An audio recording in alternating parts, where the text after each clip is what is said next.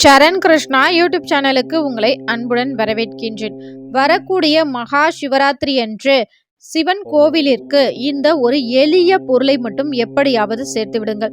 இதை செய்யறதுனால நம்ம தலைமுறையினர் நம்ம முன்னோர்கள் செய்த பாவங்கள் அனைத்தும் நீங்கி கட்டாயம் உங்களுக்கும் உங்கள் அடுத்து வர தலைமுறையினருக்கும் புண்ணியம் சேரும். அது என்ன பொருள் அப்படிங்கிறத வாங்க பார்க்கலாம்.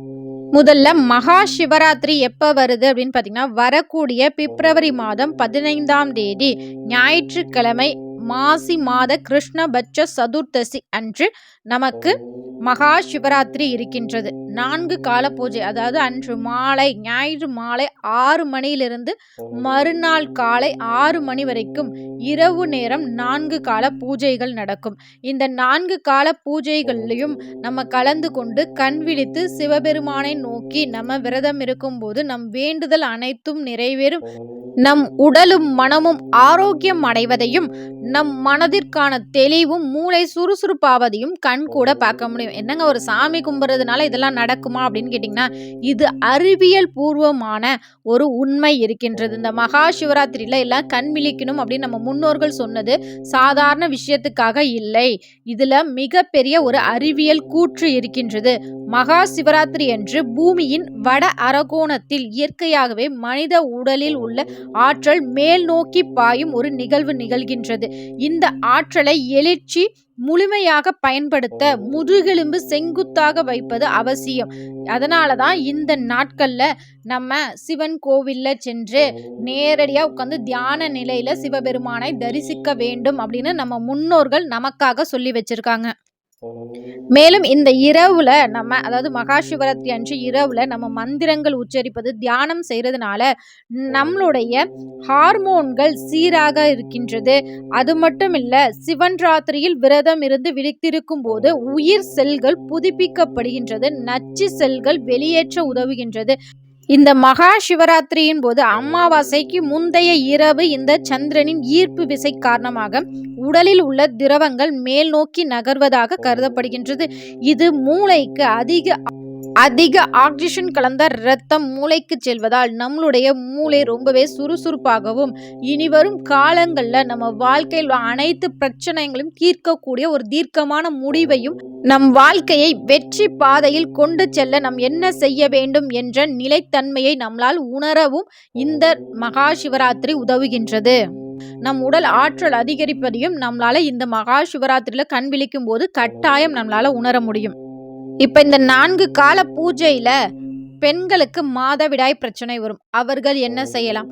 நீங்க உங்க வீட்டிலேயே தாராளமாக விரதம் இருக்கலாம். உங்க வீட்டில் ஒரு ஜன்னல் பக்கத்துலேயோ அல்லது உங்க பூஜை அறைக்கு தான் உங்களால் செல்ல முடியாது, உங்க மாடியில் உங்க குடும்பத்தாரோட சேர்ந்து நீங்க இருக்கலாம்.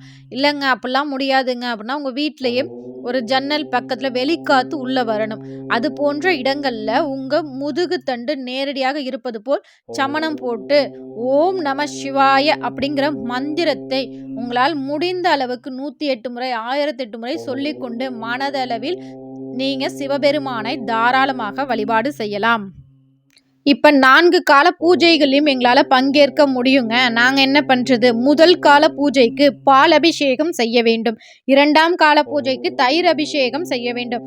3ஆம் கால பூஜைக்கு நெய் அபிஷேகம் செய்ய வேண்டும். இது நெய் அபிஷேகம் செய்யறதுனால நம்ம தலைமுறையினர் நம் முன்னோர்கள் செய்த பாவங்கள் அனைத்தும் விலகும். அவ்வளவு சிறப்பு இந்த 3ஆம் கால பூஜைக்கு இருக்கின்றது. 4ஆம் கால பூஜைக்கு தேன் அபிஷேகம் செய்ய வேண்டும். இனி வரும் காலங்களில் எங்கள் வாழ்க்கை தேன் எப்படி தித்திப்பாக இருக்கின்றதோ அதே போல் எங்கள் வாழ்க்கையும் தித்திப்பாக இருக்க வேண்டும் என்பதை உணர்த்துவதற்காகவே இந்த தேன் அபிஷேகம். குழந்தை பாக்கியத்திற்காக காத்திருப்பவர்கள் இந்த மகா சிவராத்திரி என்று 4 கால பூஜைகளுக்கும் மனதார வேண்டிக் கொண்டு தேன் வாங்கி கொடுக்கும் போது இந்த 4 கால பூஜையில் கணவன் மனைவி இருவரும் பங்கேற்று தேன் அபிஷேகம் அனைத்து அபிஷேகங்களும் பார்த்து சிவபெருமானை மனதார வழிபாடு செய்யும் போது கூடிய விரைவில் அவர்களுக்கு குழந்தை பாக்கியம் கிடைக்கும். வீட்டில் சிவலிங்கம் வைத்திருப்பவர்களும் கோவிலுக்கு செல்ல முடியாதவர்கள் உங்கள் பூஜை அறையிலே 4 கால பூஜைகள், நான் முதல் காலம் சொன்ன பார்த்தீங்களா, உங்களால் கோவிலில் பார்த்திங்கன்னா நிறைய விதமான அபிஷேகங்கள் நடத்தப்படும். உங்களால் முடிந்த தண்ணீர் அபிஷேகம், பால் அபிஷேகம், தயிர் அபிஷேகம், தேன் அபிஷேகம், பஞ்சாமிர்த அபிஷேகம், உங்களால் முடிந்த ஒரு 3 அபிஷேகங்கள் செய்து விபூதி அபிஷேகம் செய்வதும் ரொம்ப சிறப்பு. உங்களால் முடிந்த அபிஷேகங்கள் செய்து வீட்டிலேயே நெய்வேத்தியமாக எளிய பழங்கள் ஏதாவது ஒரு வாழைப்பழமோ ஏதாவது உங்கள்கிட்ட கிடைக்கக்கூடிய பழங்களை நெய்வேத்தியமாக வைத்து தீப தூப ஆராதனை காமிச்சு நீங்க வழிபாடு செய்யலாம். இப்ப சிவ பூஜையில் கட்டாயம் இடம்பெற வேண்டிய ஒரு பொருளும் நீங்க சிவாலயங்களுக்கு கண்டிப்பா கொடுக்க வேண்டிய ஒரு பொருளும் என்ன அப்படின்னு பாத்தீங்கன்னா வில்வ இலை. வில்வ இலையினால சிவபெருமானுக்கு நம்ம அர்ச்சனை செய்யறதுனால கோடி புண்ணியம் தரும். நம்ம வாழ்க்கையை சொர்க்கமாக மாற்றக்கூடிய ஒரு அமைப்பு இந்த வில்வ இலைக்கு இருக்கின்றது. அதனால கட்டாயம் மகா சிவராத்திரி என்று நீங்க வீட்டில் பூஜை செய்றீங்கன்னா கண்டிப்பா உங்க வீட்டில் உள்ள சிவலிங்கத்திற்கு வில்வ இலை சாற்றி வழிபாடு செய்யுங்கள். அருகில் இருக்க சிவாலயங்களுக்கு வில்வ இலை வாங்கி கொடுங்கள். மகா சிவராத்திரி என்று ஏற்ற வேண்டிய ஒரு அற்புதமான தீபம் என்ன அப்படின்னு பார்த்தீங்கன்னா இலுப்பெண்ணெய் தீபம். இலுப்பெண்ணெய்னா சாதாரண நம்ம குலதெய்வத்திற்கு தான் இலுப்பெண்ணெய் ரொம்பவே உகந்தது. ஆனால் மகா சிவராத்திரி என்று சிவபெருமானுக்கு நல்ல அகன்ற தீபமாக ஏற்ற வேண்டும். ஏன் அப்படி சொல்கிறேன் அப்படின்னு பார்த்தீங்கன்னா 4 கால பூஜையிலையும் அந்த தீபம் எரிய வேண்டும். அதனால நல்ல பெரிய மண் அகல் விளக்கு, புது மண் அகல் விளக்கு வாங்கி அதில் முழுவதுமாக இலுப்பெண்ணெய் ஊற்றி பஞ்சு திரி போட்டு அந்த தீபச்சுடரை ஏற்றி வையுங்கள். 4 கால பூஜையிலும் அந்த தீபச்சுடர் எரிய எரிய நம் வாழ்க்கையில் உள்ள அனைத்து கஷ்டங்களும் நீங்கி தீபம் எப்படி பிரகாசமாக இருக்கின்றதோ நம் வாழ்க்கையும் ரொம்பவே பிரகாசமாக இருக்கும். இந்த நாளில் நம்ம வேற ஏதேனும் சிவ மந்திரங்கள் சொல்லலாமா அப்படின்னா தாராளமாக சொல்லலாம். திருவாசகம் பாடலில் உள்ள ஓம் நம சிவாய வாழ்க நாதன் தாள் வாழ்க அப்படிங்கிற பாடலை நம்ம தாராளமாக படிக்கலாம். அல்லது சிவபெருமானின் காயத்ரி மந்திரம் ஓம் தத் புருஷாய வித்மஹே மகாதேவாய தீமஹே தன்னோ ருத்ர பிரசோதயாத் அப்படிங்கிற சிவ காயத்ரி மந்திரங்களை நம்ம தாராளமாக படிக்கலாம். மந்திரம்லாம் தெரியாது அப்படிங்கிறவங்க ஓம் நம சிவாய அப்படிங்கிற ஒரே ஒரு திருமந்திரம் போதும். உங்களால் முடிந்த அளவுக்கு உச்சரித்து கொண்டே இருங்கள். கண்டிப்பா சிவபெருமானின் அனுகிரகம் உங்களுக்கும் உங்கள் குடும்பத்தாருக்கும் நிறைவாகவே கிடைக்கும். இந்த வீடியோ பார்க்குற உங்களுக்கு சிவபெருமானை ரொம்பவே பிடிக்கும் அப்படின்னா ஓம் நம சிவாய அப்படிங்கிற கமெண்ட்ஸை மறக்காம எங்களோட கமெண்ட் செக்ஷன்ல ஷேர் பண்ணிக்கோங்க. இந்த வீடியோ உங்களுக்கு பயனுள்ளதாக இருக்கும் என்ற நம்பிக்கையில் மற்றொரு வீடியோவில் சந்திக்கிறேன். இந்த வீடியோ உங்களுக்கு பிடிச்சிருந்தா மறக்காம ஒரே ஒரு லைக் மட்டும் பண்ணுங்க.